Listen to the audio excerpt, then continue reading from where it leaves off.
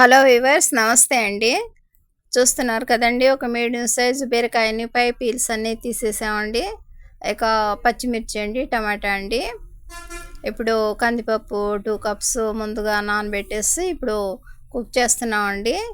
ఈరోజు మనం బీరకాయ పప్పు తయారు చేద్దామండి. మా వీడియోని తిలకించండి. కందిపప్పు ఉడుకుతుందండి. ఇక అందులో మనం బీరకాయ పీసెస్, పసుపు, ఒక స్పూన్ పసుపు, బీరకాయ పీసెస్ని చిన్న పీసెస్లా కట్ చేసుకున్నామండి. పచ్చిమిర్చి అండి, అన్ని పీసెస్ ఇప్పుడు ఇందులో యాడ్ చేసేస్తున్నామండి. ఒక 2 నిమిషాల పాటు ఇవి కుక్ అవనిద్దామండి. ఇక నెక్స్ట్ ఇందులో మనం ఒక మీడియం సైజ్ టమాటా పీసెస్, కొద్దిగా చింతపండు రేఖలు,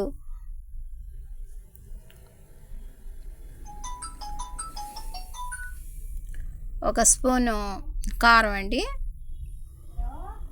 టమాటా పీసెస్ని యాడ్ చేసేసామండి.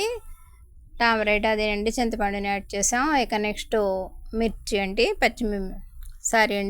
రెడ్ చిల్లీ పౌడర్, ఒక స్పూన్ సాల్ట్, అన్నీ ఒక స్పూన్ చొప్పున యాడ్ చేసేసాము. 2 ఒక నిమిషం పాటు ఈ బీరకాయ పీసెస్తో, పప్పుతో ఇవన్నీ కుక్ అవుతాయండి.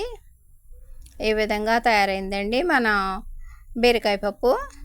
ఇక పోపు మసాలా కూడా రెడీ అయిపోయిందండి. పెద్ద ఉల్లిపాయ పీసెస్, కర్రీ లీవ్స్, పోపు మసాలా సీడ్స్, ఒక చిన్న ఉల్లిపాయ రేఖ, ఒక ఎండుమిర్చి, అన్నీ ఈ విధంగా ఆయిల్తో ఫ్రై అయ్యాయండి. ఇక మనం ఈ బాయిల్ అయిన పప్పుని స్మాష్ చేసేసి, అదేనండి పప్పు గుత్తితో మెత్తగా చేసేసి ఇందులో యాడ్ చేసేసామండి. ఈ పోపు మసాలాలో మన బీరకాయ పప్పు రెడీ అయిందండి. మా ఈ చిన్ని వీడియో నచ్చితే బీబీ షఫికా సోనా హోమ్లీ కిచెన్ షార్ట్స్ని లైక్ చేయండి, షేర్ చేయండి, సబ్స్క్రైబ్ చేయండి ప్లీజ్. వెరీ సింపుల్ ప్రాసెస్తో మన ఈ బీరకాయ పప్పు రెడీ అయిపోయిందండి. చూస్తున్నారు కదా, బై అండి.